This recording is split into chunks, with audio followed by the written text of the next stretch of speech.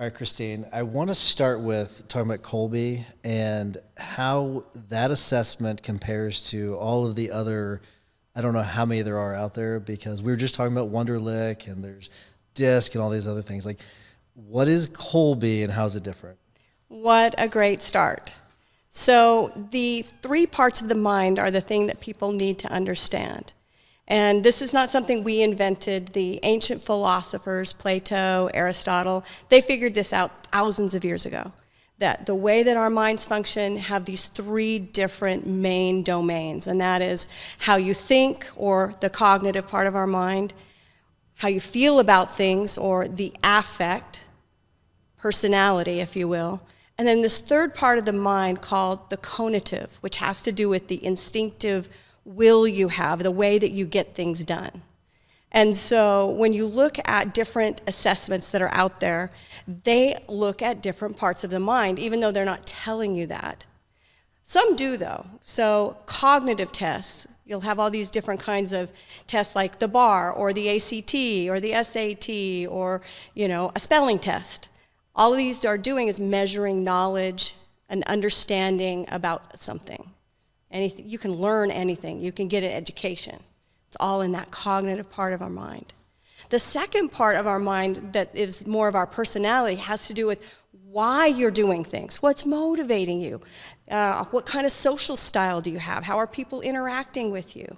And there's a lot of personality tests out there that measure this part of the mind, what you like, what you want.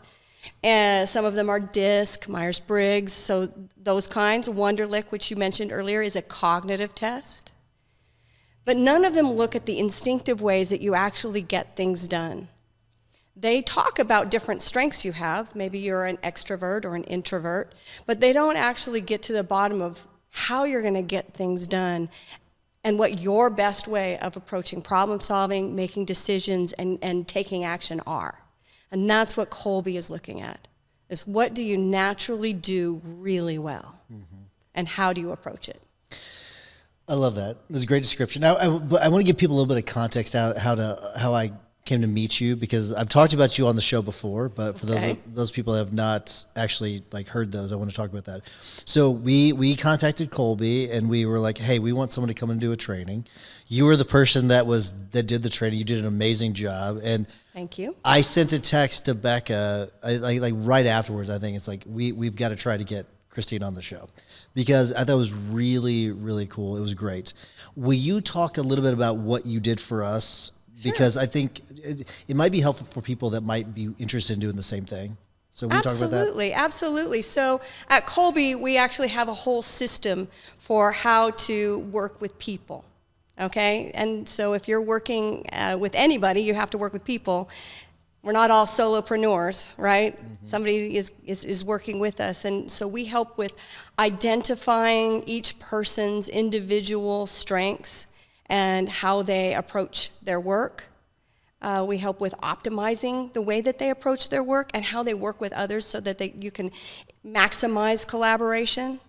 We help with alignment, where we align a person's strengths with their actual job and their tasks and the way they do their work. And we help with expanding or hiring anybody in your business.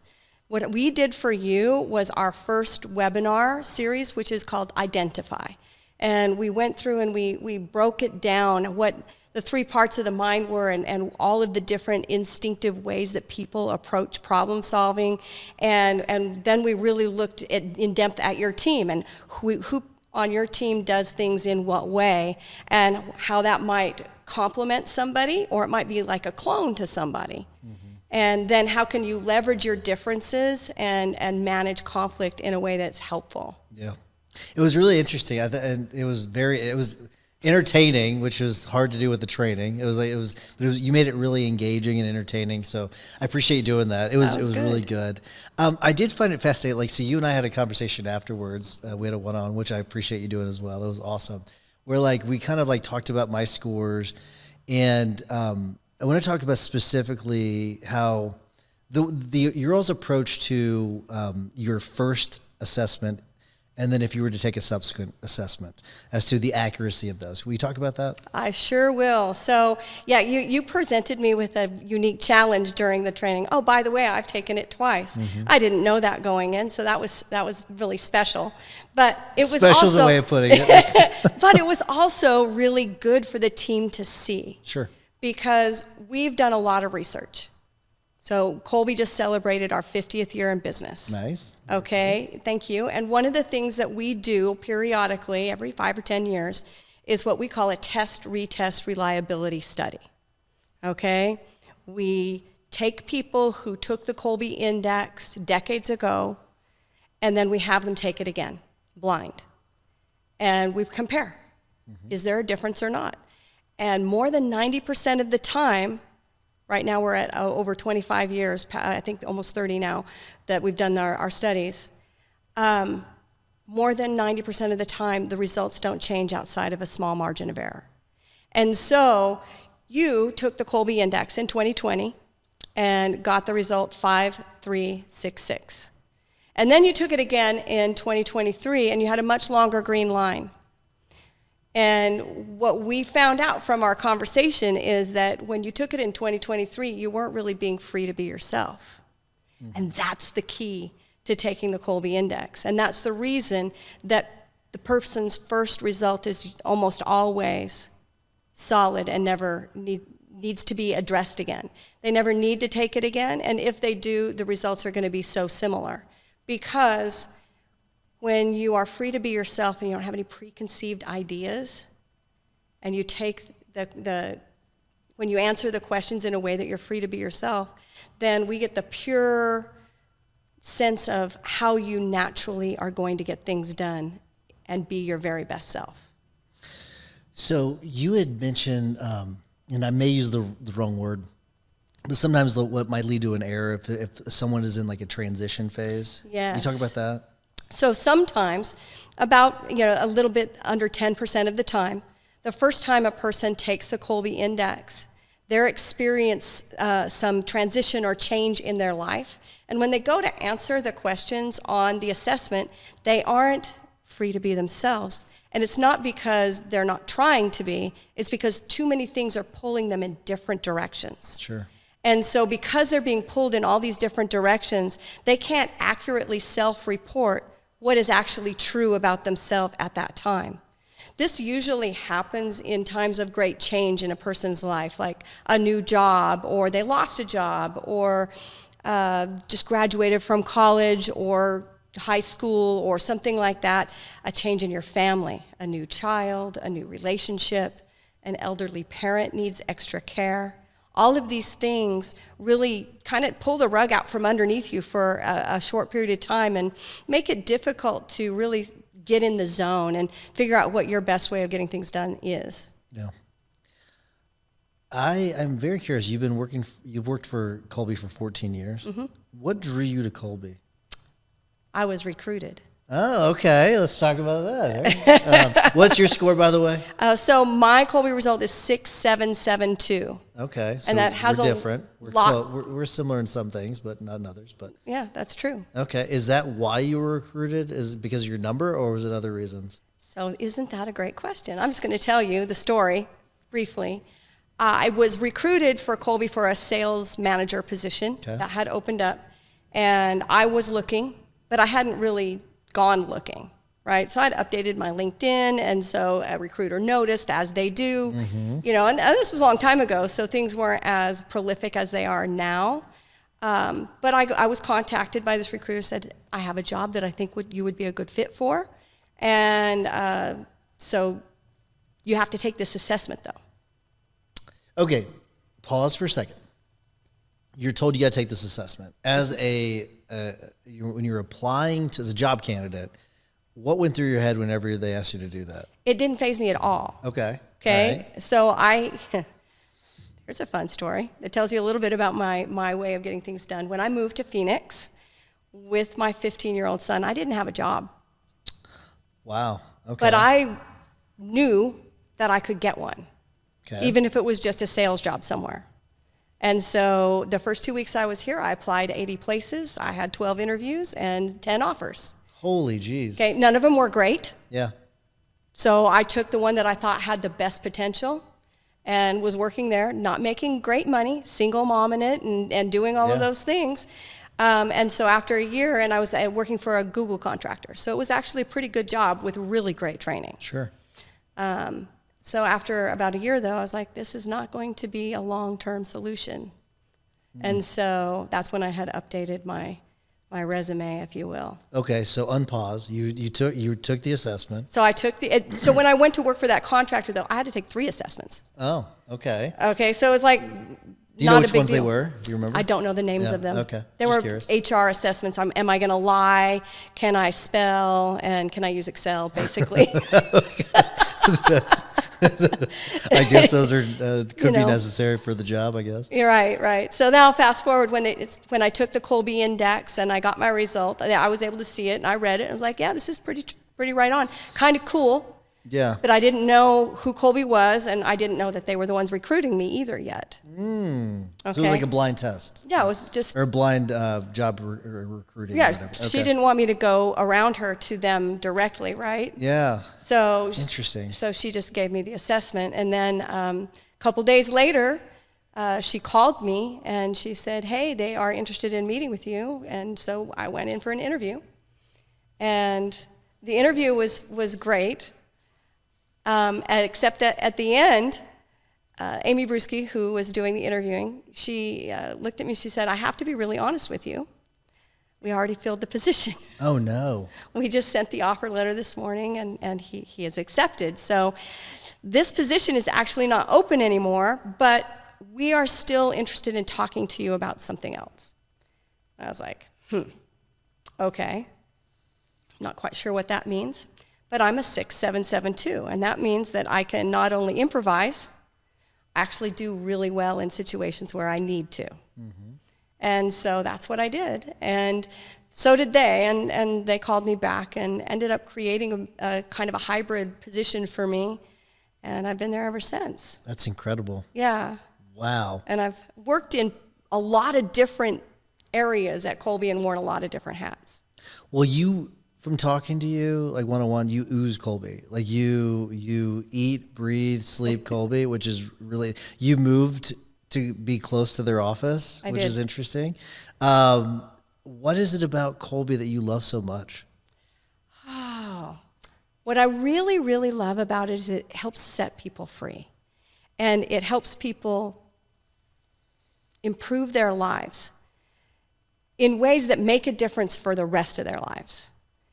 And when you find this information out and you understand how to apply it, you can touch every aspect of your life in a way that reduces your stress, improves the amount of joy and fulfillment that you have so that you can really be more, not just more productive, which is a great buzzword, but actually do the things that you care about and move the needle and reach the goals and the dreams and the callings and the aspirations that you have, you know? Yeah, it's interesting what you said about freeing you, because I will say it's allowed me like to give myself more grace on certain things. And I think that people that take it, they might beat themselves up over certain things until they do understand themselves a little bit more. So I think that part's really important. Yeah. Did you get any sort of release like that? I feel like I kind of got this like freeing feeling whenever you started to talk about it during the training, and then when we talked afterwards. So I wonder if you had that similar experience. So it didn't really affect me that profoundly. It helped me to put words to something that I've always known about myself, and that is that I'm that person that gets stuff done. Mm-hmm. And everybody in my life and my family and my personal life, if they need to get something done or they need to figure out how to approach something, they call me. And that's kind of what my MO will tell you about me. What it did, though, is I had my son assessed, and that was profound. My son at that time was 17 and had just dropped out of high school. Oh.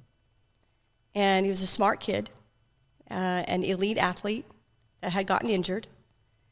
And I was always like this with him. We were butting heads. We were not on the same page.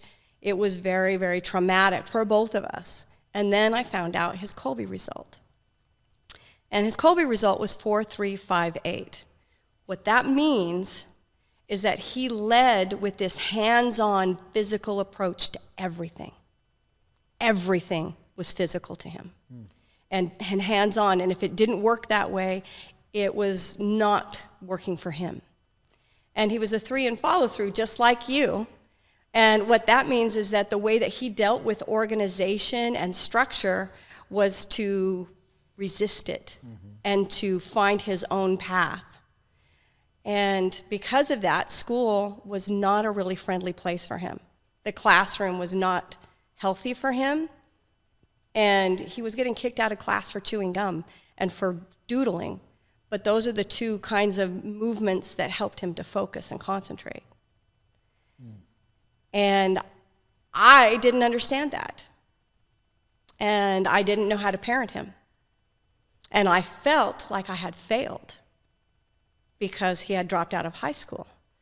And if I had only known what his Kolbe result was when he was younger and been able to set things up for him in a different way, then he wouldn't have had to go through that kind of experience. Now, he's doing great now.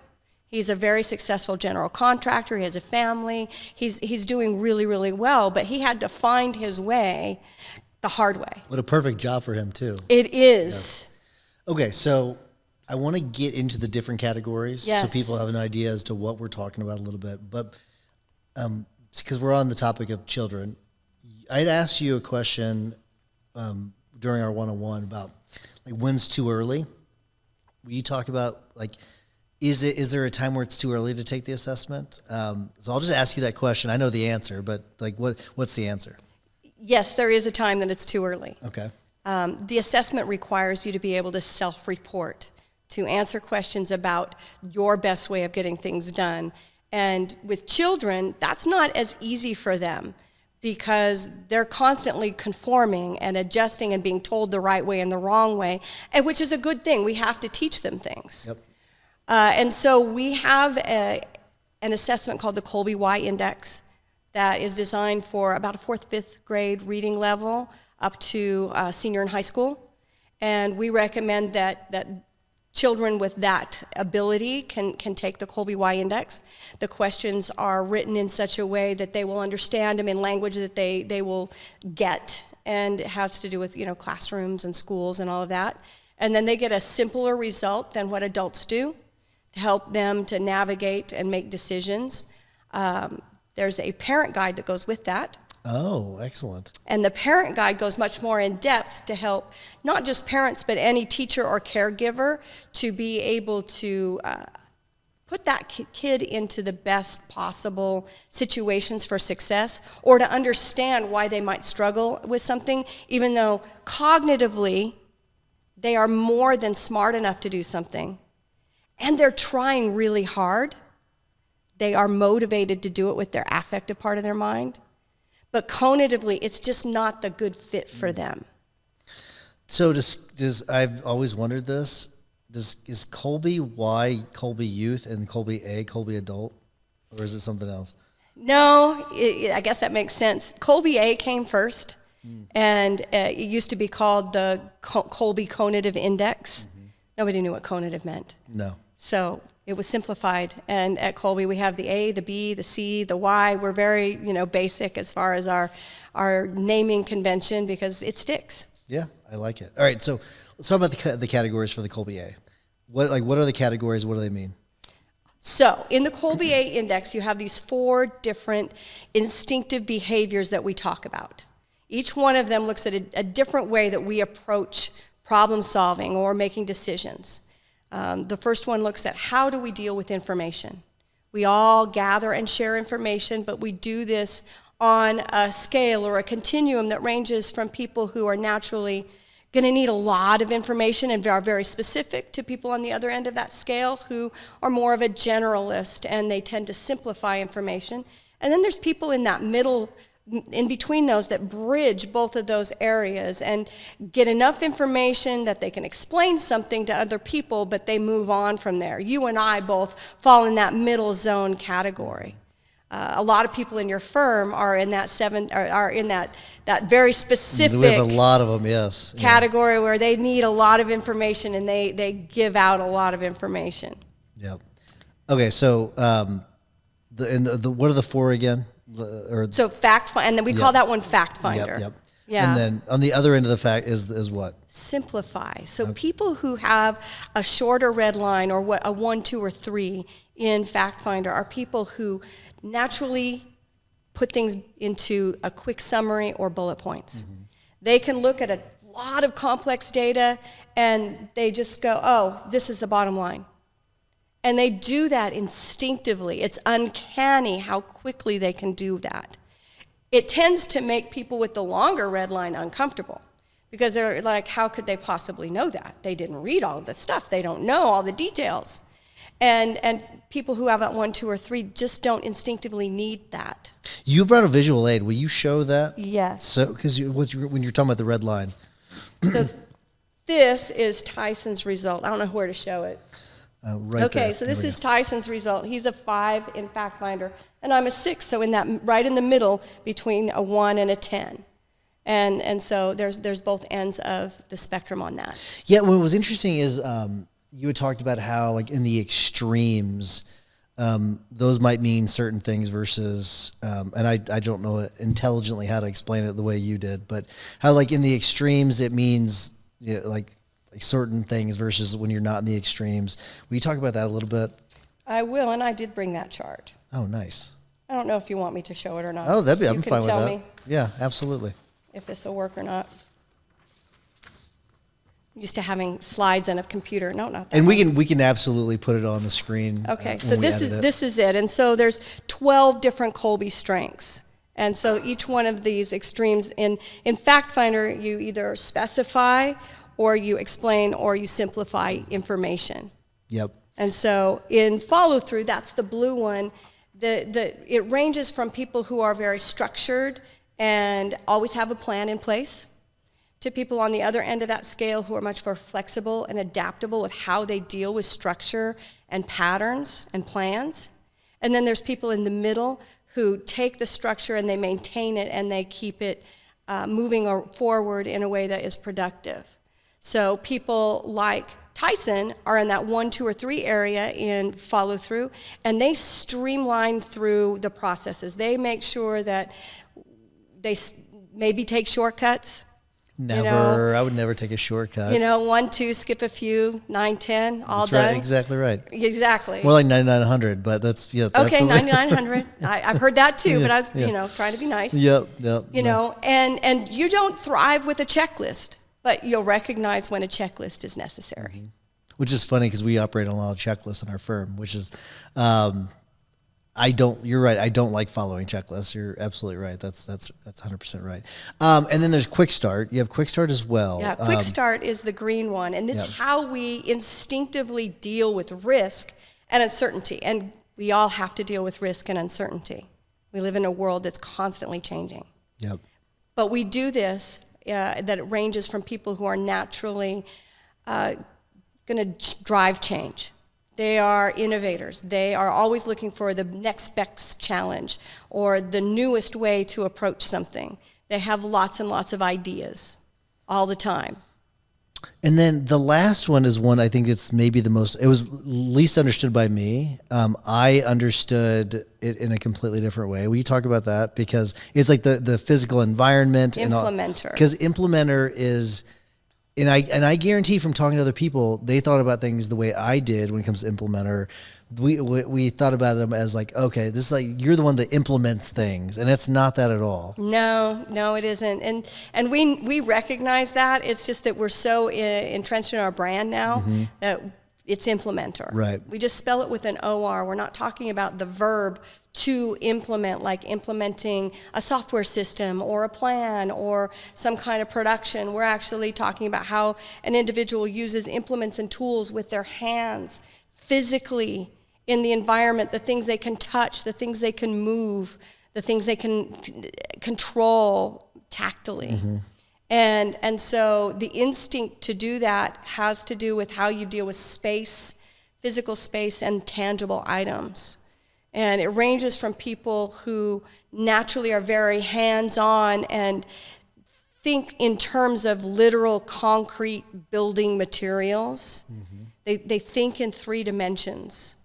So for people that are trying to connect the dots, because I said something about why general contractor makes a lot of sense for your son. Right. That's why, because he is someone that's working with his hands a lot now, and that's why it makes a lot of sense. Absolutely. I had asked you about, like, does it work the same way with like softwares and things like that? Like if you're building softwares, will you talk about that a little bit? Yeah, so not exactly. Yeah. So the other side of that scale in implementer has to do with what is conceptual and what is imagined and the things that are abstract.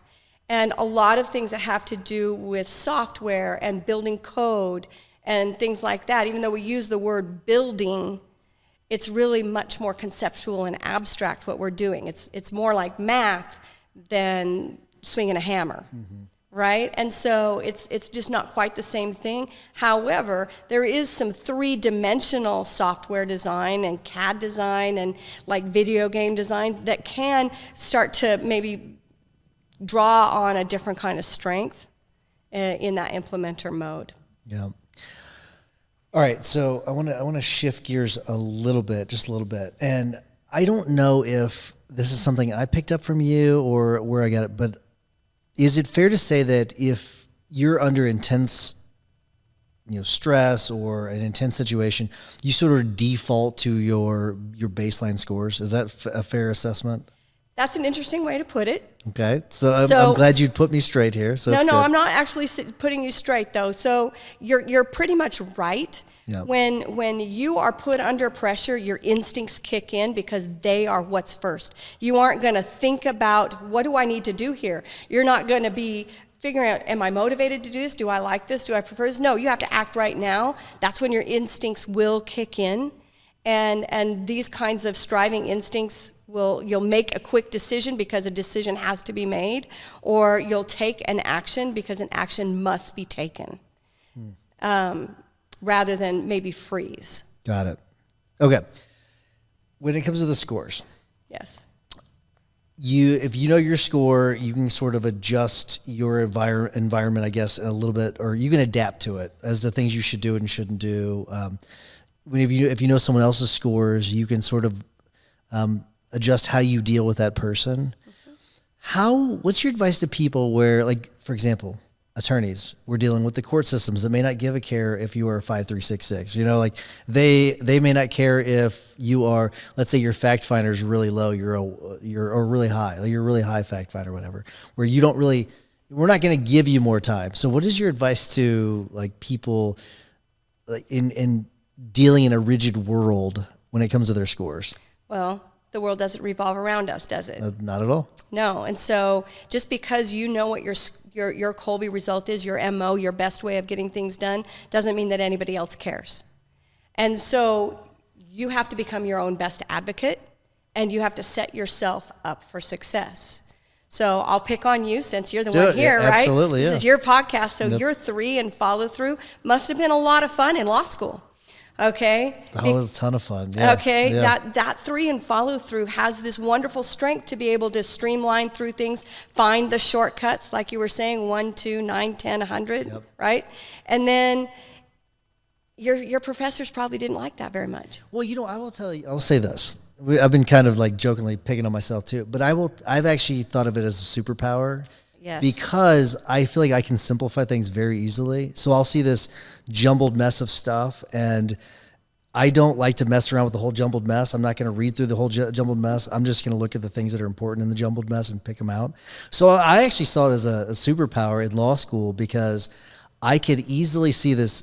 I really struggled with seeing, okay, I've got 35 pages of this one case to read. I'm going to get to the freaking heart of what it is. And so I would use like horn books to like, okay, to kind of figure, like just to digest it down. So I did kind of go from, the whole 99 to 100. And so I did take some shortcuts, but to me, it was like, I'm cutting out all the nonsense is what I'm doing. So that's the way I looked at it. Well, a lot of that is your fact finder number, by the way. Yeah. Okay. Because it's how you were gathering and sharing information. It was all about, I was the same way in college. So I totally get that, because I'm also in that middle zone, and I do not need all that detail. You cut through it, you find the essential facts, enough to understand it, enough to answer questions. What I was talking about with that 3 and follow through is all about turning everything in on time. Making sure that you had all of your papers in the right order. I didn't have problems with that, the organization. Yeah. Okay, well, see, that's fantastic. Yeah. There are a lot of people with that 1, 2, 3, and follow through. My son, for example, they did their homework. They didn't always turn it in. Okay, because it was done. It was done in their mind, so they were on to the next thing, and the actual finishing the loop piece of it, of turning it in, was the thing that might fall through the cracks. That's my son to a T, where he'll do his homework and put it in his backpack and never turn it in. We're like, dude, all you had to do was turn it in. That's all you had to do. But we did talk about like some projects I like at home and stuff. I would have like a bunch of unfinished projects, and so that is something that, at least with the firm, we talked about this too. Where like I've surrounded myself with a bunch of people that help close the loop. They do a really good job, all kind of to get this thing started, and then they'll kind of take it to the finish line. That's something without even knowing it, that's something I've had to do. I've just had to kind of figure that part out. Exactly, and I know that you've been working on that bathroom for a while. It's done. No, we got that thing done, and it was funny. Funny you say that, because Amy and I started it after. We have a couple friends that came over for the Super Bowl. They paid a contractor to start on theirs. They started before us. We started after. We got ours done before the contractor, and we did way more work. So I'm actually pretty happy with our progress. We got it all done. I wouldn't say it's way nicer. I think it's nicer, but we did way more work. We put in the heated floors. We put in heated towel racks, tiled everything. It was a lot of work, but I was pretty happy with that. But part of that's probably because Amy is, I can't remember what her score is, but it's probably. She's a 4.474. 4.47. Your memory's fantastic. 4.474. Well, I did my homework. Well, so then I guess that doesn't explain it then, because she's a low follow through too as well. But she drove urgency though. Yes, she did. Her 7 and quick start needed to get it done now.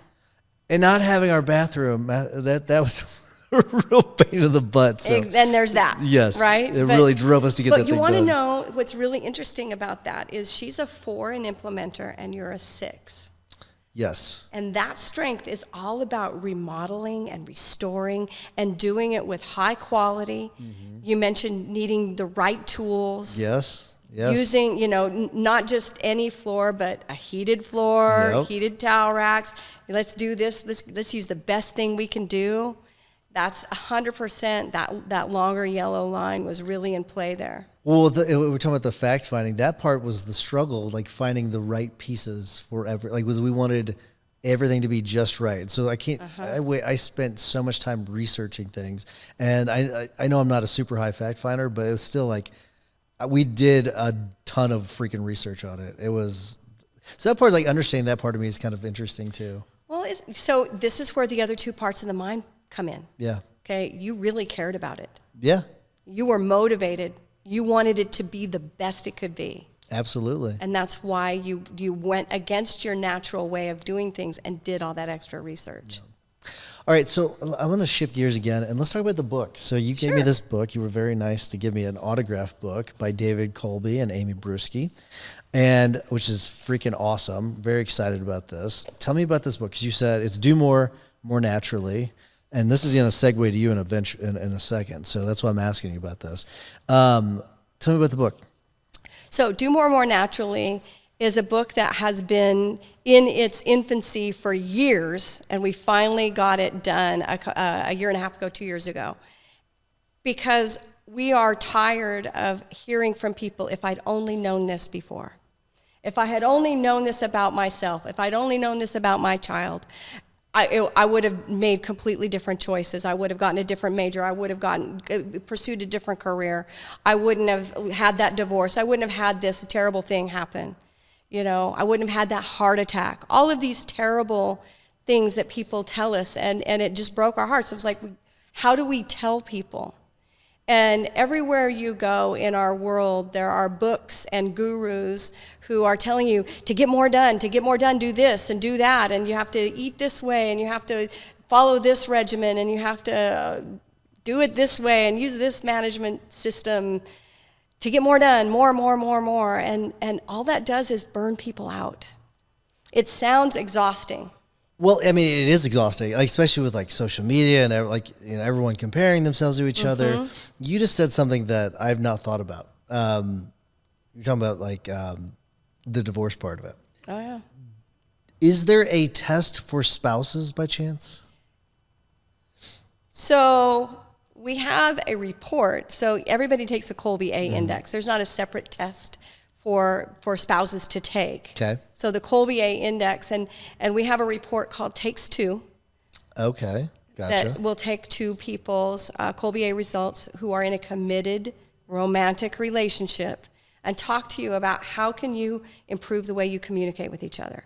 How can you deal with financial decisions together in a way that honors the other person but also yourself. See, I'm not sure I knew about this. That's really... Surprise. It's really interesting. I didn't know that. This is awesome.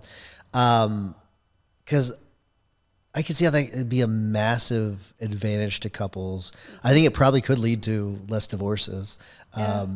That is really interesting.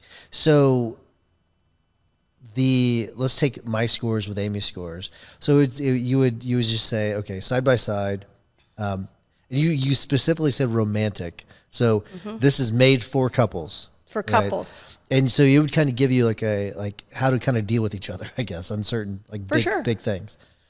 What a brilliant idea. Well, thanks. Yeah. It's certainly Kathy and David came up with this years ago, and we've revamped it to be a lot more modern. Sure. But it's really helpful for couples to get that understanding that your spouse is not doing that to drive you crazy. Your spouse is doing that because that's how they get things done.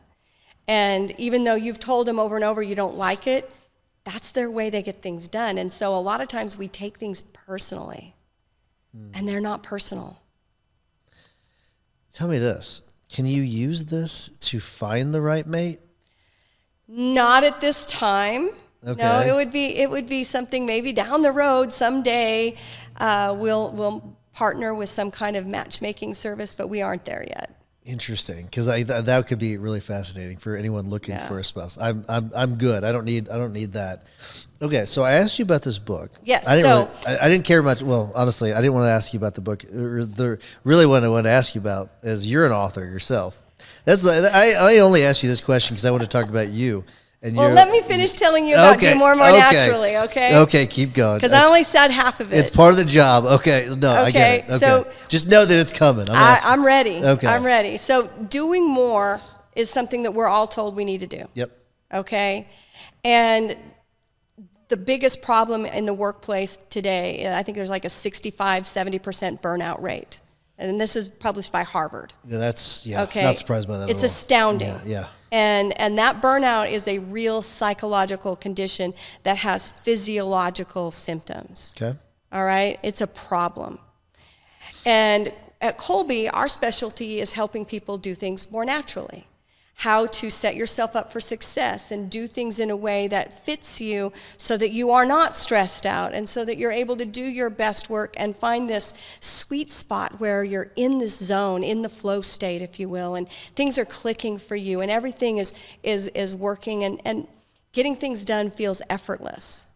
But that can be taken too far, too, because then you can have somebody who's set themselves up and they have enough people doing all the work around them that they just do what comes natural and they aren't productive anymore.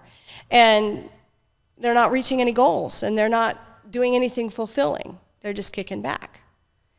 That's not helpful either. The key is finding that sweet spot in the middle where you're able to get more done of the things that matter to you, but do it in a way that is more natural for you. And that's where this book comes in, is all about how to take your Kolbe result and leverage it to help you get more done that actually matters. So what I find interesting about what you just said is I think we all try to design our worlds so that things do become sort of effortless and that we can kind of kick back and things will be on autopilot. But what you're saying is we probably shouldn't do that. There should be a little bit more friction introduced into our lives. Well, is it fulfilling to be on autopilot? No, I get it completely, but I think that we are designing for being unfulfilled. That's what I find interesting about this, is that we are intentionally designing for something that will ultimately lead to our unfulfillment. Some people are, but then there are people who think that if they're not working hard, they're not worth anything. Yeah. They attach their self-worth to the things that they're doing rather than who they are. I think I'm probably guilty of that, where like I take pride in some of in the pain. That's what I'll probably call it. I kind of take pride in that like working hard. I think that is like an essential part of like success and all that. Yeah. Am I taking that too far? Should I back off? I don't know. Are you? No comment. No comment. Oh, that's interesting. I'll have to rethink that, because I think I probably do.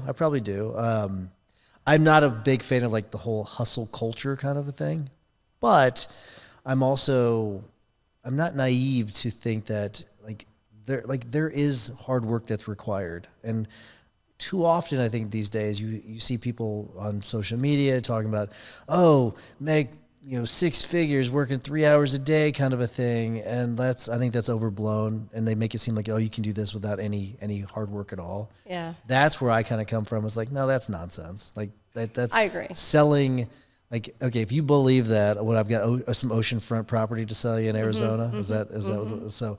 That's where my kind of mindset is. But all right, I'm itching to ask you about the other. Are you done talking about this? Yeah. Okay. And we can come back to this, but I do want to ask you about your books, because you're an author. I am.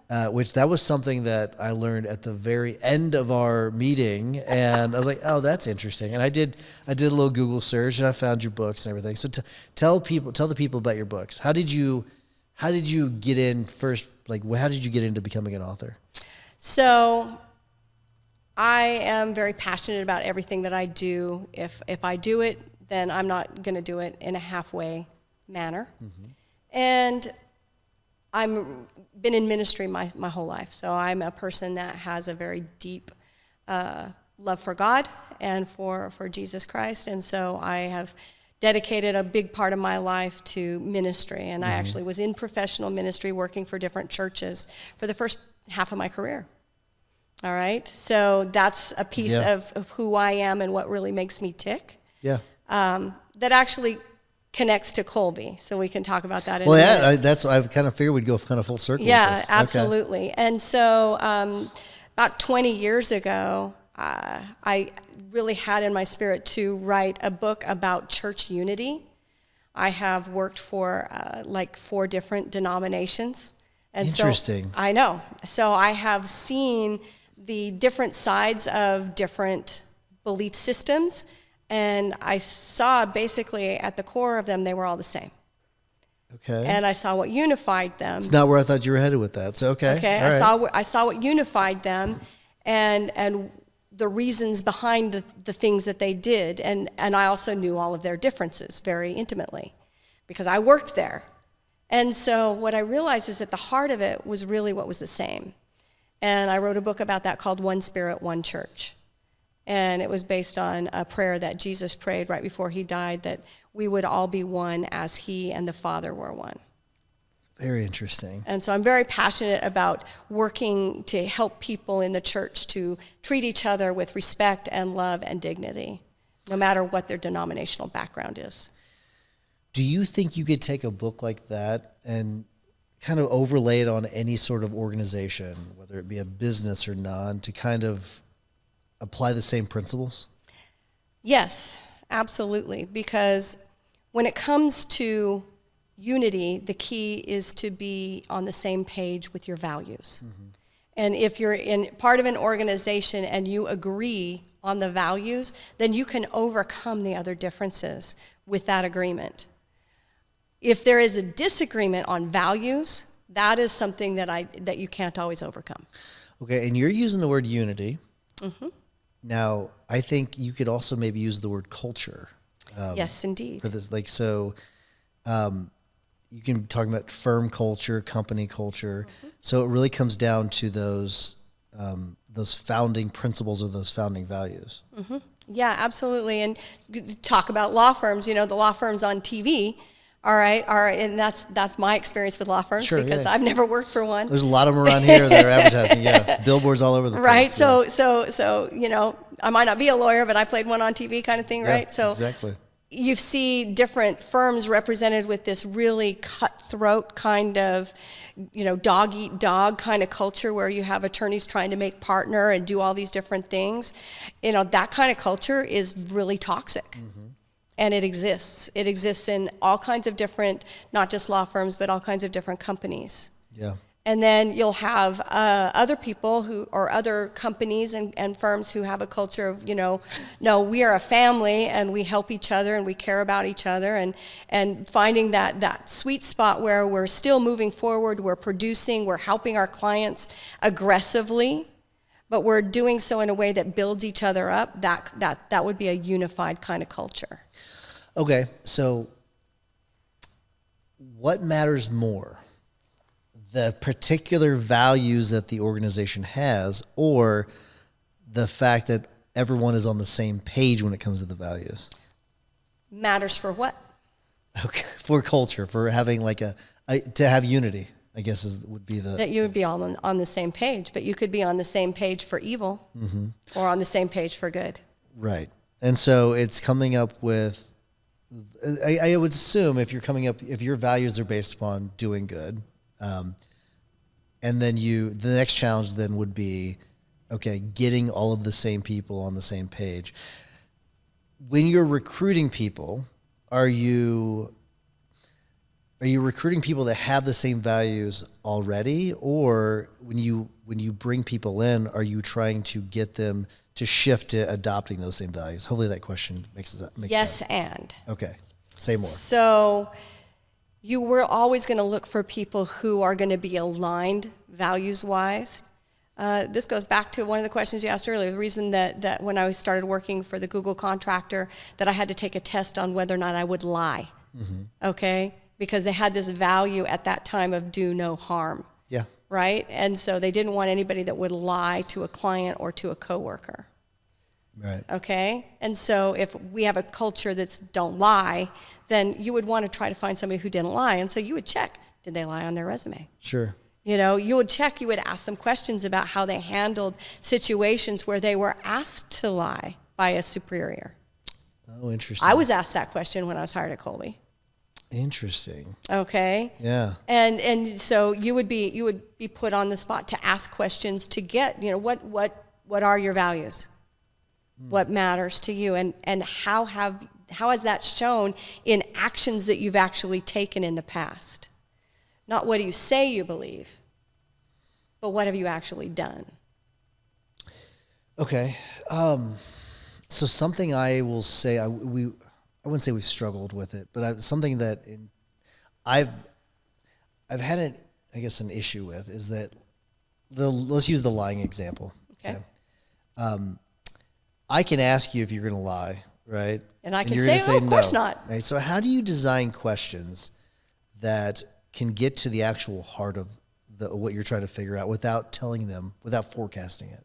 We actually have published some of this. Okay. I didn't Kolbe. know this, so it's funny. Surprise. This is great. Yes, okay. yes, we have a whole hiring system, remember? Yes, this is awesome. So we have some different interview questions that we've published. And so some of the questions, I can't tell you verbatim what they are, but one of the ways that you would get to that is you would say, so think about a scenario in your past when you've worked for somebody and there was an inspector coming or something was going to happen and your boss said, oh my gosh, this is going to happen. If you tell them this, then we're going to be in big, big trouble. Maybe with the government, maybe with a client, maybe with somebody else. And so I need you to just tell them this. How have you handled a situation? Tell me about a situation like that, and how did you handle it? Okay. Let's use that example, because we have questions like that, similar. And sometimes they'll say, well, that's never really come up before. I've never really had that situation come up. How do you deal with something like that? What would you do if I asked you to do X, Y, Z? And to me, that's gonna be an obvious answer. I wouldn't do it. Oh, would it though? So you can say, hey, so you're interviewing for the sales manager position. And we had this one client who we couldn't lose because it's like one of our benchmark clients, and we're going to fix something, but we're not going to fix it until like next month. All right? And they need it done today. I need you to go to that client and say, we are working really hard to get this done for you by tomorrow. Okay. That's a lie. That is a lie. Yeah. Okay. What are you going to say? Interesting. So so they're having to make On you the spot. Yes. Yeah. Okay. All right. I like that. That's really good. Okay. So you have to make sure that essentially you have to have the backup question holstered in a situation where they couldn't answer the first question. So you have to have that backup question ready to go. Okay. I like that. I'm going to steal that one. That's a really good one.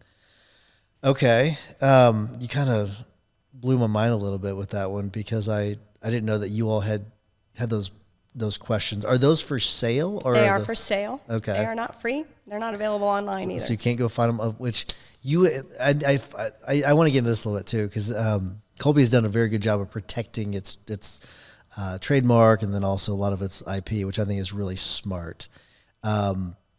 Which is, I think you probably have really good legal counsel is probably the reason why, but. David Kolbe's a lawyer. Well, I did not know that. I did not know that. But I think that's part of the reason why you can't find a lot of the stuff online, right? Like, which is good. You've protected your IP. We have. Yeah. And it's an interesting thing to deal with like ChatGPT and all that, because now ChatGPT doesn't really understand conation either. Interesting. So we're working on that. In a world where like everything can basically be found through ChatGPT, I think I actually love this, that you can't actually get this information, because it's like you all have worked hard to build it, to create it, to refine it, and then to have like some AI steal it would be just terrible. We want AI to understand it, but it hasn't gotten the differences and the nuances between the three parts of the mind yet.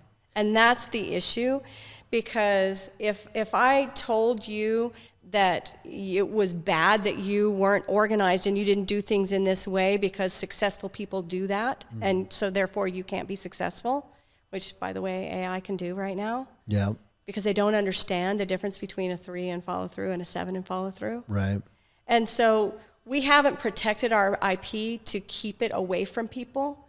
We've protected it to keep it correct and pure. Which I think is important. I think it's really, really good. Is there such thing as like a bad score, Kolbe score? No. What a great question. Yeah. So every single part of your Kolbe result is a superpower, a strength, something that is amazing about you that you bring to every table you come to, if you care. And so when you are able to operate that way, then anybody that you're collaborating with is going to benefit from you understanding your strengths. For example, we keep talking about your 3 in follow-through. Quit picking on me. Okay, no, but this is what you said, you look at it as a superpower. Yeah, I do. Because you're able to cut through bureaucracy, and you're dealing with the law. That is bureaucracy. Yeah. I agree. Okay, all of the different ins and outs, and you're like, wow, let's just cut through that and get to the bottom line and find the place where we can really be able to be successful. And you help your law firm do that, and you're now helping other law firms to do that. So that has become a superpower for you. Yeah, I have found that it can be a little bit, like Carrie brought it up during our training session about how like sometimes whenever I would explain things, I would like give it way too simple of instructions. And sometimes I need to give a lot more detail, because I look at it, this makes sense. Just give me the bullet points. This all makes sense. Whenever some people need a lot more context than what I give. So I know that about myself now, where like I've got to make sure I'm giving more context to things, so that like me understanding it is the superpower. Now I've got to know how other people are going to interpret it, and they've got to get a little bit more context, which is pretty important. Yeah. What's the wildest score you've ever seen? Like, does anyone ever come with like all 1s or all 9s? It's not possible. Okay, because I was how does all that work? The interplay So between the I scores? know 7771. I'm a 6772, which is very similar to that. Yeah. I know a 3210-2. Oh wow. Dan Sullivan. Oh, Dan Sullivan's a. Oh, Dan is a 10 in quick start. Yeah, Babs I'm is not a surprised 9. by that. Yeah. Yeah. Wow. Yeah. What is David Kolbe? David Colby's an 8273. 8273. So he's on the quick start. So he's a high fact finder He's an 8 in fact finder and a quick start. and a 7 in quick start. Yeah. That's interesting. Don't those? And maybe I'm way wrong about this. I thought usually if you're at a quick start, you're high in a quick start, you're gonna be lower on a fact finder. No, they're not. They're not related to each other. Interesting. Yeah. Okay. So fact finder's all about information. Quick start's all about risk and uncertainty. And like I'm a 7 in quick start and a 7 in follow through. I've had people say that to me. How can you? That's not possible. Yeah. And the thing is that because I'm a 6772, I have lots of ideas. I come up with all these different ways that I could approach something, or, oh, let's try this, or let's try that. But immediately, my 7 in follow-through creates a plan for how to make that happen. And my 6 in fact finder gets enough information that I can do it. So, and that's why I've published 3 books. That completely makes sense. I had the idea, I got enough information, I implemented a plan, and I published it. To me, that means I would want like a marketer to be like the same, where those numbers are, the follow through and the ideas are both high, or would that make sense? You think? Maybe. Depends on the kind of marketing that person needs to do. Yeah. Have you all tracked what most authors are? It makes me wonder if they're the. No, we have not, and I think it's going to be all over the map. You think because so? it's going to be, what are they writing about? Mm-hmm. Are they writing fiction or nonfiction? Is it more fantasy or is it more historical? All of these different pieces that come into different authors. In the old days, Yeah. okay, an author didn't actually have to do a lot of the work for the publishing piece because a publisher did that for them. Sure. All they had to do was write it. That's not really true these days. Right. And so it just depends on what kind of book and what the context is. You know, for me, I wrote my books and I published through a firm, and I did a lot of the work myself because I could. Mm-hmm.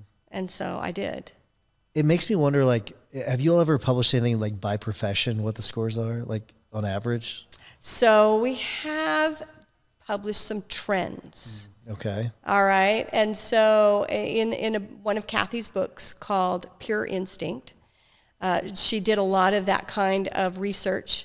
We had been working with a lot of different tech firms, SAP, Honeywell, Intel, Alaska Airlines. And so we were able to really do some really good work with research, and we had enough of a sample size to really do some things. And so we published some things, and we just released a whole research document for our 50th anniversary that looks at trends by job title. Interesting. Okay. I'll have to check that out.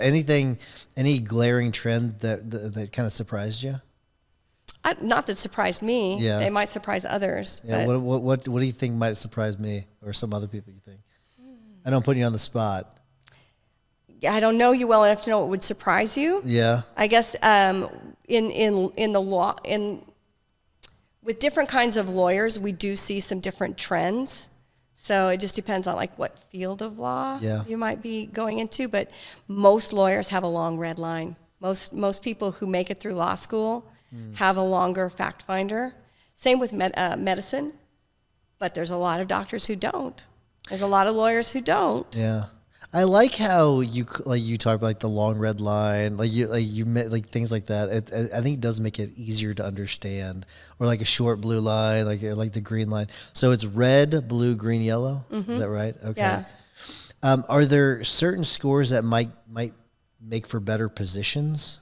I know you said there's no such thing as a good score. Absolutely. Okay. So like if we're looking at so our case managers are like paralegals, okay? So a lot of our case managers are actually paralegals. So is there a certain score that might make sense for that position itself? Yes, and so our hiring profiles work in such a way that you're able to identify actually pretty specifically what you need for that role using what we call the Kolbe C index. Okay. The Kolbe C index looks at, from a supervisor's point of view, what does success look like in this role? If I had the very best case manager in the world, what are they going to do the most and the least? And then we're able to create a profile to hire to that is EEOC compliant. Okay? All right? And this profile will identify a range of numbers that is most likely to be successful in your firm for that role. And I want to make sure you got that, because what might be most successful in your firm for that role might not be the same for one of the other lawyers down the street. Yeah. Because it might be a different kind of law. Maybe that lawyer is a person that requires everybody to be super detailed, or maybe that lawyer is somebody who requires less detail. I don't know.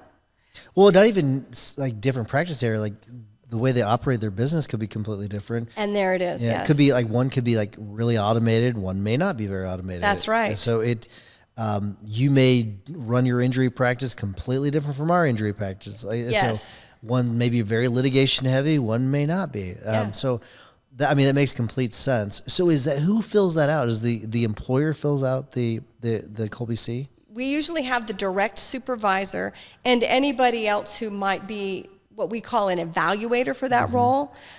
So, for example, in your office, you have Amy, and I think it's Kristen, that does most of the HR piece of everything, right? Yep, exactly. All right. So what you would do is you would have both Amy and Kristen fill out a Kolbe C for that role. You might even want to fill out the Kolbe C for that role, but you would have Amy probably, or Kristen, be what we would call the direct supervisor. And then we would look at those C's and we would create that range of success for that particular role. Excellent. All right, and then have we talked about Kolbe B yet?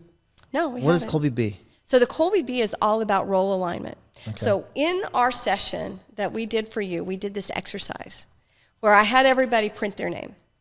And then I had them take the pen or pencil and put it into their opposite hand, their non-dominant hand, and print their name again. You remember that? Yeah, I do. Yeah. Okay. Yep. It's a really physical exercise that helps people to understand what it means to do something that isn't natural to you. And so what the Kolbe B index does is it helps to identify areas in your job that might be like that. And you answer questions about your perception and experience on your day-to-day work and the tasks that you perform to be successful in your own eyes about your own job. And we're able to look at a person's Kolbe A and Kolbe B index and diagnose those areas where maybe it's like they have to do tasks that are writing with their non-dominant hand. Maybe it's a little bit, maybe it's a lot. Yeah. And then we can say, okay, there's some areas here that we can help you with. Because just because somebody's Kolbe B index doesn't match their job doesn't mean that they shouldn't be there. Can you give me an example of what that might look like? Sure.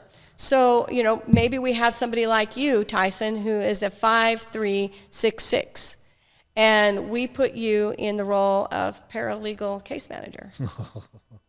Okay. Did you ever have to do that? Nope. Never had to pay those dues? Nope. But, Okay. I've done a lot. I know in my firms firm, that make their attorneys pay the dues. but I've not. I've done every job in that firm, but I've Yeah. not done it as like a case All right, manager. so if we- especially not working for me. So. Yeah, right. Definitely not, right? Yeah. So, but if somebody was wooed by your amazing personality and hired you for that job, and you were crazy enough to apply for it, Right.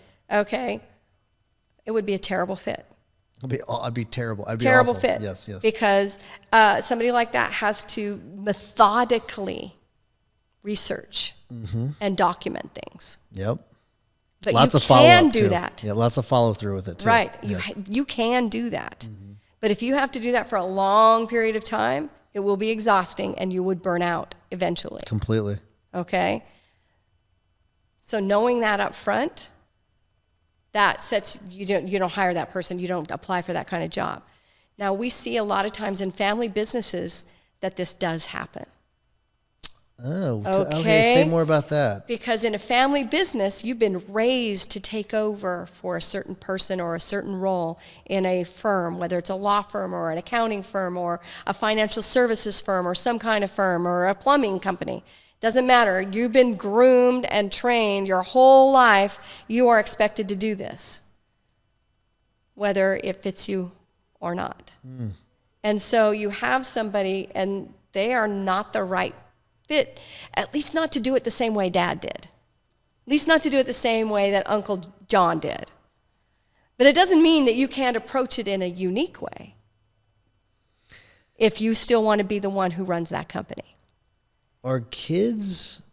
Okay, so I have a silly question maybe. I'm guessing that these scores are not hereditary, so you can't pass a score on. But are kids more likely to have the scores of their parents or less likely to have the scores of their parents? Neither. So it is not genetic. It's not something you inherit. Okay. And we did studies to prove that, Okay. just FYI. And the study we did was with identical twins. Okay. Because, fun fact, Kathy's husband, Will, is an identical twin. And David Kolbe has identical twins, and our VP of Technology has identical twins. Oh my gosh! Wow. Okay, small company. That's very 3 sets of twins. Yeah. And so there's this gathering every year in Twinsville, where all these identical twins and fraternal twins come and have like this big convention. I bet they've been so studied too, by the way. Like, and so they much. are used to being Yes. studied. And so we did a study with identical twins and had identical twins take Kolbe indexes. And sure enough, I don't know the exact percentage, so I don't want to misspeak, but I'm going to guess that it was less than 20% had similar or same MOs. Amy's dad is an identical twin. So it's not something that's genetic, or these identical twins have the same DNA. They did not have the same instinctive MOs. Well, are there any trends when it comes to kids and their parents, like one way or the other? No. All right. Are you born with these scores, or is it something that is developed early on? You are born with them. You don't develop them. They are instincts. So you're born with instincts. All the different kinds. You have the different instincts that people have, fight or flight, all of those, right? Yeah. Those are not something that you control. They aren't the same as these. These are striving instincts, or the kinds of instinctive behaviors, problem-solving instincts. And you can observe these with infants and toddlers.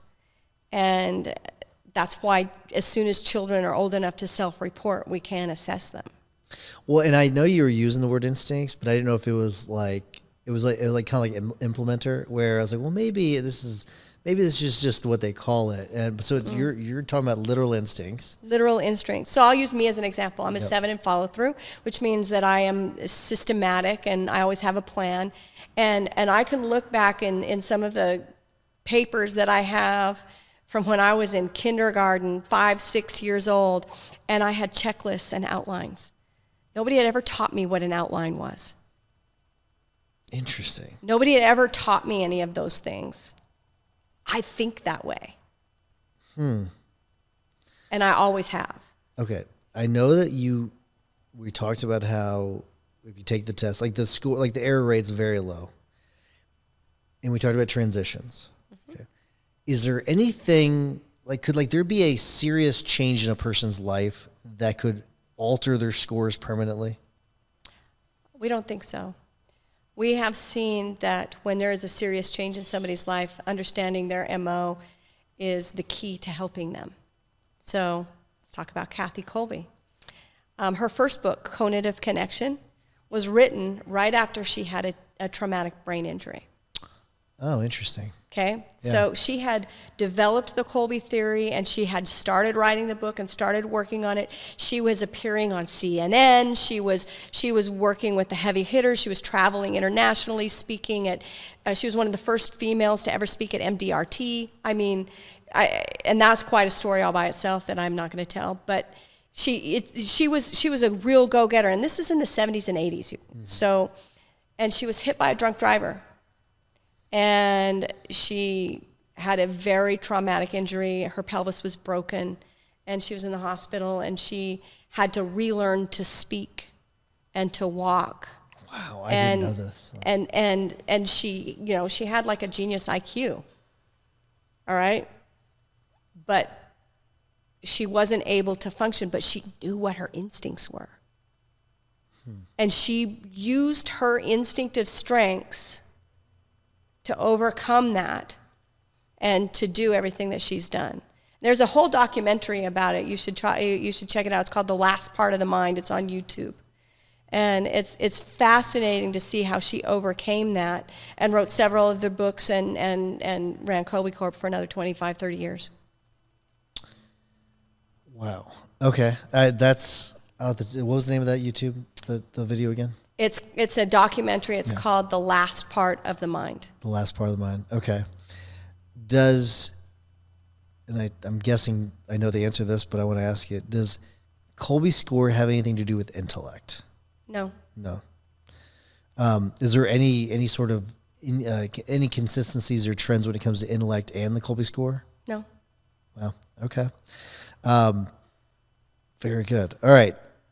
Let's start to wrap things up. Sure. We're getting close to time, but I want to make sure people, if they want to reach out to you or if they're interested in Kolbe, what's the best way for them to get in touch with you? They can just go to Kolbe.com and contact us. Super easy. Okay. What about if they want to talk to you specifically? What's the best way of getting in touch with you? They can ask for that on the contact us form, or they can call us Very good. 602. I don't know the number. 602-840-9770. Or just go to the website. We can put both of those in the show notes. That's Very right. cool.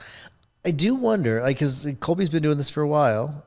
Is there anything on the horizon when it comes to Kolbe that is something new that you could talk about? Not that I can talk about. Okay, but there are things coming. And there's things absolutely. In the works. We are innovators. We are entrepreneurial. We are working hard to really spread the knowledge of conation all over the world. We have some pretty lofty goals. We want to get to 10 million people this decade, and so we're really trying very hard to help people to learn more about Kolbe and to find out about themselves, because we believe that it can change your life. We believe that it can improve your life, and you know, the world needs that desperately. Last question I have for you. What's the most misunderstood thing about Kolbe that you wish people knew? That they think it's a personality test and that it will change. You know, that it has to do with the things that you like or the circumstances that you took it, you answered the questions in, and it's just not like that at all. Christine, thank you for doing this. Really appreciate it. I You're really welcome. enjoyed it. Every time I've encountered you, it's been great. So really appreciate it. Well, thank you. It was a pleasure to be here, and I look forward to getting to talk to you again in the future. Absolutely.